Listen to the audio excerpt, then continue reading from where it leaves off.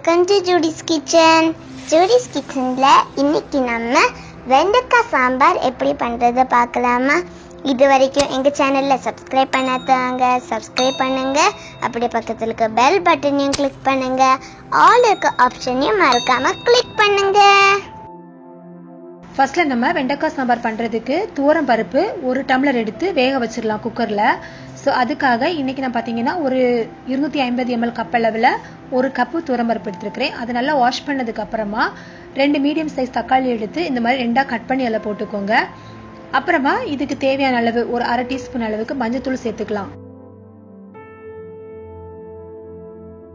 ஒரு கொத்து கருவேப்பிலை இது கூட சேர்த்துக்கோங்க. அப்புறமா இந்த பருப்பு மூழ்கிற அளவு தண்ணி ஊற்றி இப்போ நம்ம இது வந்து மூடி போட்டு ஒரு 3 விசில் விட்டுடலாம். அடுப்பை வந்து மீடியம் ஃப்ளேமில் வச்சு 3 விசில் போட்டிங்கன்னா தான் பருப்பு நல்லா வந்து உங்களுக்கு நல்லா குழஞ்சி கிடைக்கும். இப்போ நம்ம வந்து வெண்டைக்காய் வந்து கட் பண்ணிடலாம். வெண்டைக்காய் பார்த்தீங்கன்னா அந்த 1 கப்பளவு பருப்புக்கு கிட்டத்தட்ட ஒரு 15 வெண்டைக்காய் எடுத்துருக்கிறேன்னா வெண்டைக்காயை நல்லா கழுவி ஈரம் இல்லாமல் தொடச்சி எடுத்துக்கோங்க. அப்புறமா அதனுடைய தலை வால் பகுதியை வந்து கிள்ளினதுக்கு அப்புறமா 1 இன்ச் அளவு சைஸ்ல வந்து கொஞ்சம் நீட்டமா இந்த மாதிரி கட் பண்ணி எடுத்துக்கோங்க. இதுதான் வந்து சாம்பாருக்கு டேஸ்டாவும் இருக்கும், அதே டைம்ல வந்து குழஞ்சி போகாம உங்களுக்கு பாக்குறதுக்கும் நல்லா இருக்கும். ஸோ பார்த்தீங்கன்னா இந்த மாதிரி வெண்டைக்காயத்தை கட் பண்ணி எடுத்தாச்சு. இப்போ சாம்பார் வைக்கிறதுக்கு இப்போ ஒரு பாத்திரம் எடுத்துக்கலாம். இதில் 3 டேபிள் ஸ்பூன் எண்ணெய் ஊற்றிக்கலாம். ஏன்னா நம்ம வந்து இதெல்லாம் வதக்கி எடுக்கணும் இல்லையா, அதனால வந்து நான் எண்ணெய் 3 டேபிள் ஸ்பூன் ஊற்றிக்கிறேன். இப்போ இதில் பார்த்தீங்கன்னா ஒரு பெரிய வெங்காயம் எடுத்து சாம்பாருக்கு அன்னங்கட்டிக்கு ஒரு துண்டு துண்டா நான் இந்த மாதிரி கட் பண்ணி எடுத்துருக்கிறேன். அது கூட ஒரு 4 பல் வந்து பூண்டு, பெரிய பல் பூண்டு வந்து 4 சேர்த்துருக்கிறேன். அப்புறமா நம்ம கட் பண்ணி வச்சிருக்கிற இந்த வெண்டைக்காய், இது எல்லாத்தையும் அடுப்பை வந்து மீடியம் ஃப்ளேம்ல வச்சு நல்லா இந்த மாதிரி வதக்கி விட்டுடலாம். வதக்குறது பார்த்தீங்கன்னா அப்படியே வந்து ரொம்ப வந்து மொறுமொறுன்னு வதக்கணும். நம்ம வந்து பொரியலுக்கு பண்ற மாதிரி அப்படிலாம் வதக்க தேவையில்லை. இந்த வெண்டைக்காயில் இருக்கக்கூடிய வளவளப்பு போகணும், அதே டைம்ல வந்து அந்த கலரும் வந்து மாறக்கூடாது, பச்சையாவே இருக்கணும். ஸோ பார்த்தீங்கன்னா இந்த மாதிரி வந்து வதக்கி எடுத்துக்கோங்க. இந்த டைம்ல நம்ம இதில் 2 பச்சை மிளகாய் கிள்ளி போட்டுக்கலாம். ஒரு 1/2 டீஸ்பூன் அளவுக்கு மிளகாய் தூள் வந்து சேர்த்துக்கலாம். இதுல அதையும் சேர்த்து நல்லா இந்த மாதிரி மிக்ஸ் பண்ணி எடுத்துக்கோங்க. மிளகாய் தூள் சேர்த்ததுக்கு அப்புறமா அடியில வந்து லைட்டா பிடிக்கிற மாதிரி இருக்கும். ஸோ உடனே வந்து கொஞ்சமா தண்ணி சேர்த்துக்கோங்க. தண்ணி சேர்த்துட்டீங்கன்னா அந்த மசாலா வந்து கரிஞ்சிடாம நம்ம வந்து அப்படியே மிக்ஸ் பண்ணி எடுத்துடலாம். இப்ப இந்த காயில கொஞ்சம் நம்ம தண்ணி சேர்த்து நல்லா இந்த மாதிரி மிக்ஸ் பண்ணதுக்கு அப்புறமா இதை நம்ம 1 நிமிஷத்துக்கு அந்த மிளகாய் பொடியோட பச்சை வாசனை போறதுக்கு மூடி வச்சிடலாம்.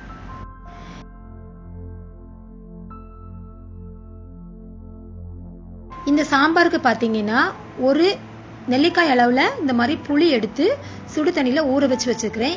இந்த ஸ்டேஜ்ல நம்ம கரைச்சு வச்சிருக்கிற அந்த புளி தண்ணியை வந்து சேர்த்துடலாம். இதுல இந்த புளி தண்ணி சேர்த்ததுக்கு அப்புறமா அந்த புளி தண்ணியும் 1 நிமிஷம் வந்து இந்த மாதிரி கொதிக்கட்டும். ஸோ அந்த டைம்ல நம்ம வந்து வேக வச்சிருக்கிற பருப்பு எடுத்து பார்த்துடலாம். குக்கர்ல நல்லா விசில் போனதுக்கு அப்புறமா இந்த மாதிரி பருப்பு தக்காளி எல்லாமே நல்லா குழஞ்சி வெந்திருக்கு. ஸோ இதை இப்போ நம்ம ஒரு கரண்டியால 1-2 வந்து நல்லா மசிச்சு விட்டுடலாம். மொத்தமா பருப்பு வந்து கூழ் மாதிரி உடைச்சிடாதீங்க. இந்த மாதிரி பருப்பு தெரியற மாதிரி இருக்கணும், அதே டைம்ல வந்து நல்லா மசிச்சு விட்டுறணும். இந்த மாதிரி 1-2 வந்து மசிச்சதுக்கு அப்புறமா இப்ப நம்ம வந்து அந்த வெண்டைக்காயில வந்து இந்த பருப்பை சேர்த்துடலாம். இப்ப நம்ம நல்லா மிக்ஸ் பண்ணிக்கலாம். பாத்தீங்கன்னா எனக்கு வந்து இன்னும் தண்ணி கொஞ்சம் தேவைப்படுற மாதிரி இருக்குது. ஸோ நான் வந்து தேவையான அளவு உப்பு சேர்த்துட்டு இப்ப இன்னும் எக்ஸ்ட்ரா கொஞ்சம் தண்ணி வந்து இதுல சேர்க்க போறேன். இப்ப இந்த கன்சிஸ்டன்சி பாத்தீங்கன்னா கரெக்டா இருக்கு. ஏன்னா இது கொதிக்கிறப்ப இன்னும் கொஞ்சம் கூட திக்காயிரும், அப்ப கரெக்டா இருக்கும் நமக்கு. இப்போ உப்போட அளவெல்லாம் செக் பண்ணி பார்த்ததுக்கு அப்புறமா சாம்பாரை வந்து மூடி வச்சு நம்ம ஒரு கொதி விட்டுடலாம். ஆல்ரெடி நம்மள்ட்ட வெண்டைக்காய் பருப்பு எல்லாமே நல்லா வெந்து தான் இருக்குது. இதுக்கு மேல வந்து நீங்க ரொம்ப நேரம் வந்து சாம்பாரை எப்பவுமே கொதிக்க வைக்க கூடாது. எல்லா பக்கம் இந்த மாதிரி ஒரே மாதிரி அந்த பபிள்ஸ் வருது இல்லையா, இது வந்து சாம்பார் வந்து எல்லாமே கரெக்டா இருக்கு அப்படின்னு அர்த்தம். உப்பு எல்லாமே கரெக்டா இருக்கும், அதனாலதான் இந்த மாதிரி வரும் உங்களுக்கு பபிள்ஸ். ஸோ இப்போ வந்து இதை நம்ம வந்து அடுப்பை வந்து அணைச்சிடலாம், அவ்வளவுதான். இப்ப நம்ம இந்த சாம்பாருக்கு தாளிச்சிடலாம். தாளிக்கிறதுக்கு இப்ப நம்ம வந்து கடாய் வச்சிடலாம். 1 டேபிள் ஸ்பூன் அளவுக்கு எண்ணெய் ஊத்திக்கோங்க. எண்ணெய் சூடானதுமே கடுகு போட்டுடலாம். இந்த கடுகு வந்து பொரிஞ்சதுக்கு அப்புறமா ஒரு 1/4 டீஸ்பூன் அளவுக்கு வெந்தயம் சேர்த்துக்கோங்க. அந்த வாசனை வந்து ரொம்ப நல்லா இருக்கும். கடுகு பொரிஞ்சதுக்கு அப்புறம் தான் வந்து நீங்க வெந்தயம் சேர்க்கணும். அடுப்பு வந்து கம்மியா வச்சுக்கோங்க. ஏன்னா அந்த வெந்தயம் வந்து சீக்கிரமா வந்து உங்களுக்கு அந்த எண்ணெயில வந்து கரைஞ்சிரும். அப்புறமா வத்தல் மிளகாய் கிள்ளி போட்டுக்கோங்க, 2-3 போட்டுக்கோங்க. கொஞ்சமா பெருங்காயம் போட்டதுக்கு அப்புறமா இப்ப நம்ம அடுப்பை அணைச்சிடலாம். அடுப்பை அணைக்க மறந்துடாதீங்க. அடுப்பை அணைச்சதுக்கு அப்புறமா ஒரு கொத்து கருவேப்பிலை போட்டுடலாம்.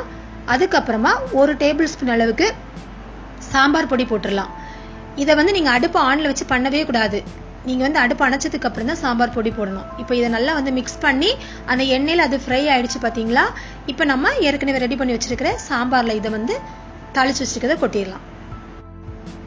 நல்ல கமன்னு நல்ல சூப்பரான வெண்டைக்காய் சாம்பார் வந்து ரெடி ஆயிடுச்சு. அவ்வளவுதான். இப்போ நம்ம இந்த அடுப்பெல்லாம் அணைச்சி எல்லா வேலையும் முடிச்சதுக்கு அப்புறமா கடைசியா நல்ல ஒரு கைப்பிடி அளவுக்கு கொத்தமல்லி இலையை வந்து கட் பண்ணி இதுல சேர்த்துக்கோங்க. சூப்பரான நம்மளுடைய சாம்பார் வந்து ரெடி ஆயிடுச்சு. சாம்பாரை எப்பவுமே திறந்து வச்சிடாதீங்க. அந்த பெருங்காய பொடி வாசனை, சாம்பார் தூள் வாசனை எல்லாமே வந்து போயிடும். சோ கொஞ்ச நேரம் சூடா இருக்கிறப்போ சாம்பாரை எப்பவுமே வந்து மூடி போட்டு வச்சிருங்க. இப்ப பாத்தீங்கன்னா இந்த வெண்டைக்காய் சாம்பார் வந்து சாதத்துக்கு நல்ல சூப்பரான ஒரு காம்பினேஷன். இது கூட வந்து சிம்பிளான ஒரு வெஜிடபிள் பொரியல் இருந்தா கூட வந்து, இல்ல உருளைக்கிழங்கு ரோஸ்ட் அந்த மாதிரிலாம் இருந்துச்சுன்னா கூட வந்து ரொம்ப நல்லா இருக்கும் சாப்பிடுறதுக்கு. இந்த சாம்பார் பாத்தீங்கன்னா பண்றதுக்கு ரொம்ப ஈஸி தான், அதே நேரம் டேஸ்ட் ரொம்ப நல்லா இருக்கும். இந்த வீடியோ உங்களுக்கு பிடிச்சிருந்துச்சுன்னா லைக் பண்ணுங்க, ஷேர் பண்ணுங்க. இந்த வீடியோ பத்தின கமெண்ட்ஸ் எனக்கு போஸ்ட் பண்ணுங்க. தேங்க்யூ.